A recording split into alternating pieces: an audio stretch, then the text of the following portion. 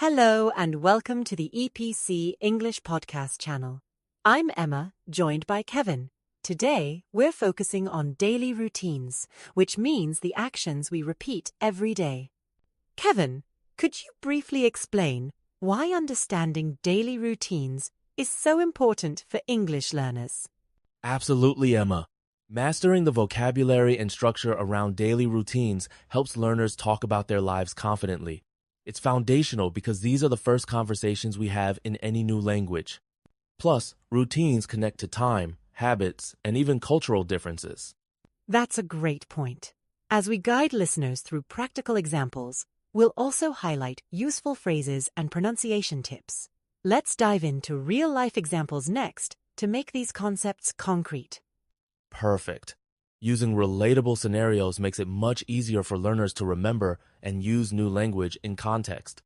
So, let's start by breaking down a typical morning routine. To start, my morning begins at 7 o'clock. I get out of bed, brush my teeth, and wash my face. Kevin, how do these actions illustrate common English sentence patterns? Great question. These routines use the subject-verb-object structure, I brush my teeth. It's straightforward and repeats across many daily actions, making practice easy for beginners. And the verbs themselves like brush, wash, and get up are essential in everyday English. Can you suggest a useful analogy for remembering these verbs? Certainly. Think of your morning as following a recipe. Each step uses a specific verb, just like cooking. If you follow the sequence, you prepare yourself for the day, both physically and linguistically. After freshening up, I eat breakfast at 7:30, usually toast and eggs.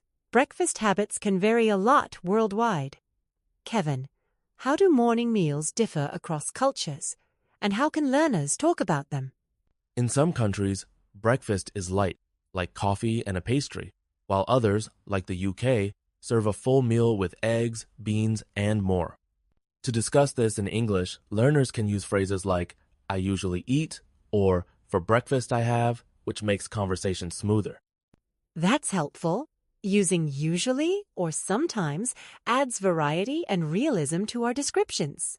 Shall we move on to what happens after breakfast? Yes, let's transition to the workday routines, where time management and activity verbs become even more relevant.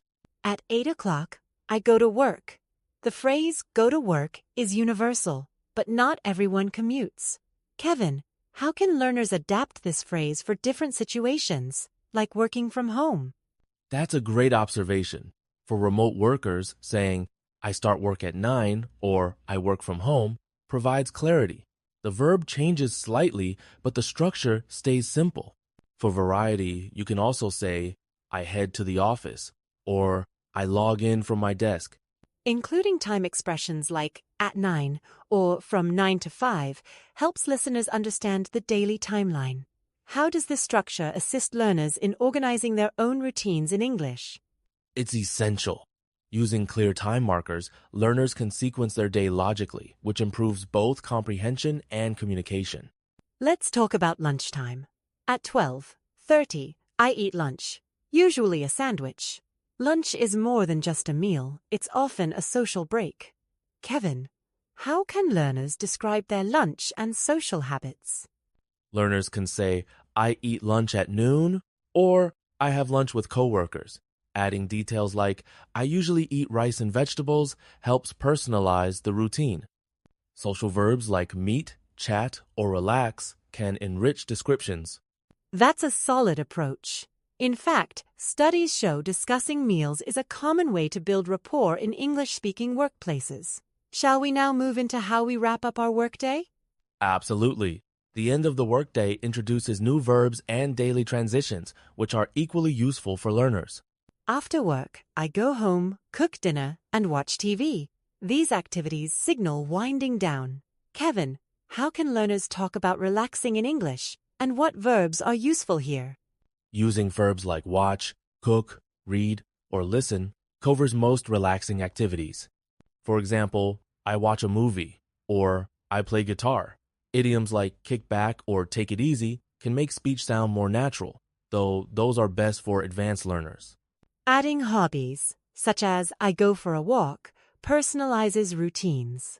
Research suggests sharing hobbies also helps build friendships, so practicing these phrases can have social benefits as well. Exactly. It's not only about grammar, but about expressing personality and interests in English. At 10:30, I go to bed. A consistent bedtime is part of a healthy lifestyle. Kevin, how can English learners describe their nighttime routines, and why is this useful? Describing bedtime helps learners practice verbs like go to bed, read, or set an alarm. Saying, I go to bed at 11 or I brush my teeth before sleeping reinforces both time expressions and health habits. That's true. In fact, a 2021 study found that people with regular nighttime routines report better sleep and productivity. This makes bedtime vocabulary practical and relevant. Exactly.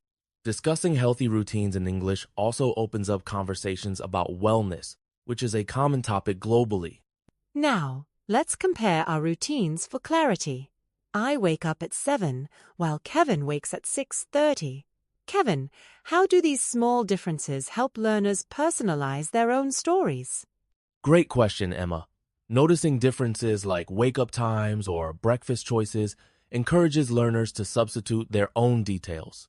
It transforms generic sentences into personal narratives, which aids memory and engagement. So, saying, I play guitar after work, instead of I watch TV, tailors the routine to individual interests. Could you provide a hypothetical example using a different hobby? Certainly. For example, after work, I go jogging in the park. Changing one verb or activity makes the sentence both accurate and meaningful to the speaker. Let's practice together. Please repeat after us. I wake up at 7 o'clock, I brush my teeth, I eat breakfast, I go to work. Kevin, why is repetition so effective for language learning? Repetition helps solidify sentence patterns in your mind, making it easier to recall them in real conversations. It's like building muscle memory. The more you practice, the more automatic it becomes. Exactly. Practicing set phrases also boosts confidence. Now, let's encourage listeners to personalize their sentences next. Absolutely. Listeners, try saying your own routine out loud, swap in your wake up time or your favorite breakfast. Practicing aloud turns passive knowledge into active ability. Now, let's learn 3 key words: routine, lunch, and brush. Kevin, can you break down each term with simple definitions and examples? Routine means the actions you do every day like a pattern. For example, my morning routine includes stretching. Lunch is the meal you eat in the middle of the day. I eat lunch at 12. Brush is what you do with your teeth. I brush my teeth every morning. Using these words in sentences helps cement their meaning.